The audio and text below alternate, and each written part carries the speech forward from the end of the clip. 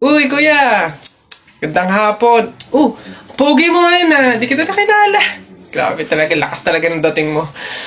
Kuya, pwede ba kaming lumabas saglit? Kasi magbibideo na kami ng assignment. Super duper, saglit lang talaga. Ay, hindi. Pasok. Baka mapagalitan pa ako. Kuya, saglit lang talaga. As in, wala pa nga 5 minutes. Super duper to the over. Saglit lang talaga. As in, hindi kami magtatagal. Good take lahat. Walang take 2. As in, dali na. Saglit lang. Deadline na namin mamaya. O sige na. Bilisan nyo lang Ay, thank you. The best ka talaga. Game na. Ikaw na mauna ka na. Okay, 1, 2, 3. Ang kapal ng mukha mo! Niloko mo ko! Paano mo nagawa sa akin to? Lahat binigay ko sa'yo, ha? Kuya, 20 pesos na fishball, maanghang yung sauce. Dali. Hala, sige, ngayon ka magpaliwanag. Ako naman. Go. Bakit? Ha? Ako lang ba nagloko? Di ba ikaw din? Nung mga panahon na wala ka. Wala akong malapitan dahil nandun ka sa mga ex mo, di ba? Kung scramble yung tikten tapos damihan mo ng alamang. Ano? Sige, ngayon mo isumbat sa akin lahat. Okay na po.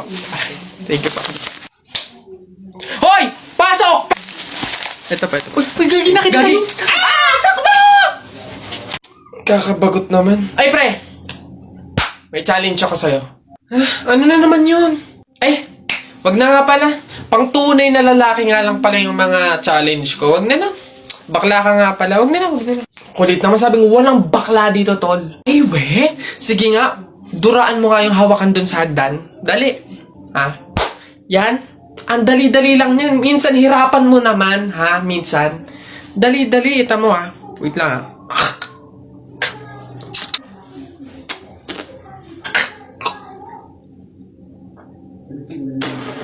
Ayun. Sabi na. Yak. Gagi, ano to? Lamay! Kaniriyan ba? Nice one down. Tingnan natin yung iba. Ay! Gagi, si Sir nahawakan. Shucks, Gagi. Takaw! Patay ka na naman.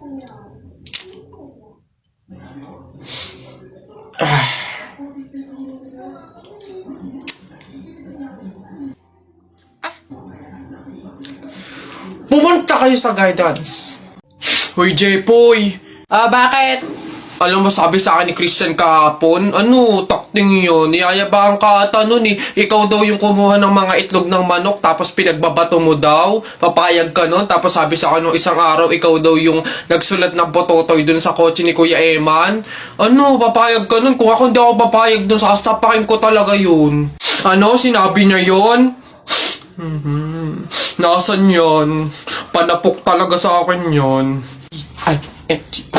Ayun, Jepoy, niyayabang ka pa nung isang araw pa yan kung ako sa'yo, talaga sasapain ko yan. Yabang-yabang yan sa'yo Hoy, Christian! Bakit? Ano yung pinagsasabi mo, ha? Isang itlog lang naman yung kinuha ko, Tapos yung pototoy dun sa kotse ni Kuya Eman, inutos mo lang naman sa akin yun, Yabang mo, ano yung pinagsasabi mo dyan? Ikaw nga umihi ka nga nang naglalakad Tapos pinagbabato mo yung mga bubong dun Yabang neto. Di ko naman sinabi yun. Sinungaling, kakaila ka pa. Sabi mo sa akin nung isang araw, ang asim-asim ni Jepoy, hindi pa nga naliligo, sabi mo. Dahilan ka pa dyan, panapok na lang. Hindi ko naman talaga sinabi yun. Ba't ayayabang nyo, porque dalawa kayo? Hindi ko naman talaga sinabi yun. Ayayabang nyo, susumbong kayo. Nakita ko nanay mo kumakain ng giniling. Sinapak ko gumiling-giling. Wala. For your information, pwet mong may lotion. Pag na-infection, congratulations! Pangit ito. Nakita ko nanay mo namamalimos. Binigyan ko ng piso. Gusto pa doon. Ako na. Damit mo puti, shirt mo puti, amoyin mo kilikili mo, amoy dato puti. Yun na yun, ito. Nakita ko nanay mo nasa bubong.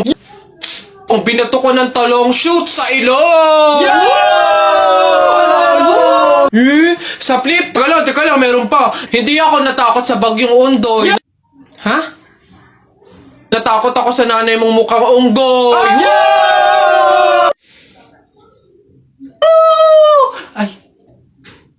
Ay, Nay!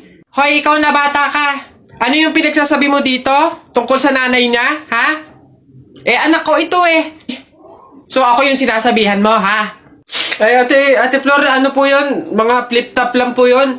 Mga joke-joke lang po. Biro-biro lang po. Hindi po totoo yun Ako nakakapang-init ng ulo tong batang to. Nasaan yung nanay mo, ha? Sasabihin ko lahat ng sinabi mo sa akin. Ay, hindi po, Ate Flor, wag po. Joke lang po yun. Hindi na... Mga biro-biro lang po. Hindi naman po...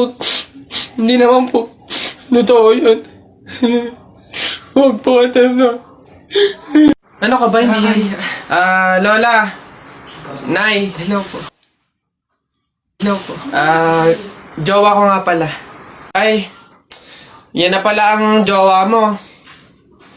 Marunong kaya yung magluto. Magligpit ng pinggan. Baka naman puro paganda lang yung nakuha mo. Oo nga, maglaba kaya at magkudkod ng inidoro. Kaya naman kaya. Marunong naman po ako pagdating sa mga gawaing bahay. Tanong ko lang din po, gagawin niyo po ba akong katulong dito? Nako, tita, condolence po. Ay, ba't ka naman nakaganyan, tutoy? Nakaasul ka pa, alam mo namang ibig sabihin nun, pag may borol, masaya ka nung namatayan kami.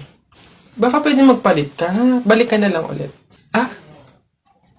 Ay, ganun po ba? Sige po, pasensya na po, babalik po ako. Okay na po, tita. Ayun nga po, nalulungkot po. Ay, naku naman, tutoy. Nananadya ka ba?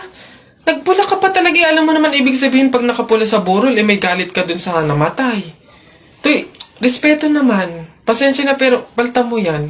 Tsaka ka bumalik dito, ha? Nanadya Ay, grabe naman po. So, babalik na naman po ulit ako. Sige po, pasensya na po ulit. Sige po, wait lang po. Eto, tita, okay na po siguro to. Kumusta po ka? Tuy, nag-itim ka pa. Ano bang problema?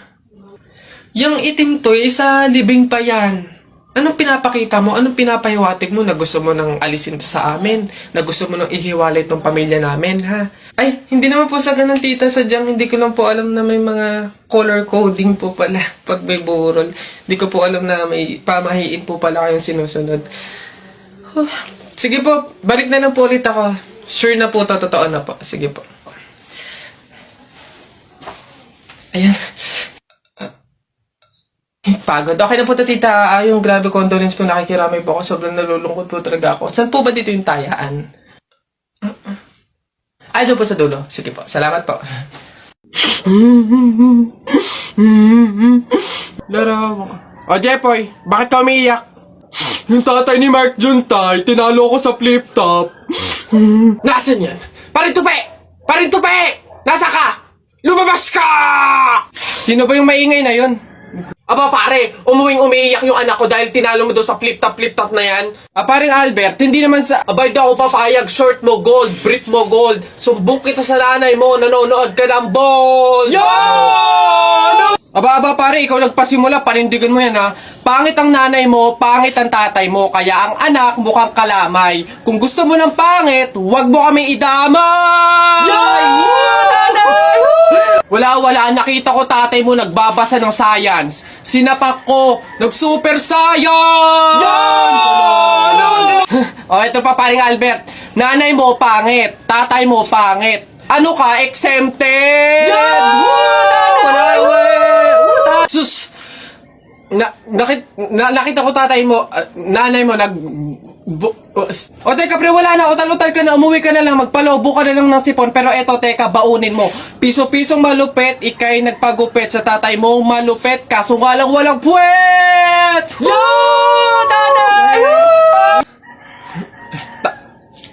May araw ka din sa akin, paring Kaloy, sasabi ko sa'yo.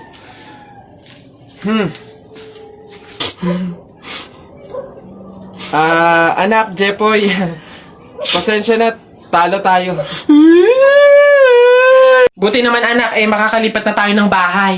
Ay, so nga Nay, buti na lang makakalipat na tayo sa mas maayos na bahay. Pero Nay, may tanong ako, bakit ang daming kasabi na pamahiin daw kapag daw lilipat ng bahay at paalis na, wag na daw lilingon dun sa bahay na yun kasi may mangyayari daw masama? Bakit kaya? Nak, bakit mo ba natanong? Nay, gusto ko sanang lumingon para masulyapan yung bahay natin. Syempre, tagal na din naman natin tumira dyan, kaya napamahal na rin tayo. Bago man lang tayo umalis sana, Nay, masulyapan ulit kahit saglit. Ay, hindi anak. Sige lang, lumingon ka lang. Hindi naman tayo naniniwala sa mga pamahiin na yan, di ba? Walang mangyayaring masama, panigurado, promise. Sige, Nay. Ay! Hoy, kayong dalawa. Ay, ano? Ganon-ganon na lang yun? Aalis na kayo agad, ha? Hindi nyo pa nga tapos bayaran yung upa sa bahay, eh. Pati yung ilaw at tubig, hindi nyo pa tapos bayaran, tapos aalis lang kayo, ha? 10 yung pinapakain kong anak, tapos yung asawa ko batugan pa, tapos aalis kayo, hindi kayo magbabayad. Ang kakapala mukha nyong lahat. Hindi ako papayag. Balik!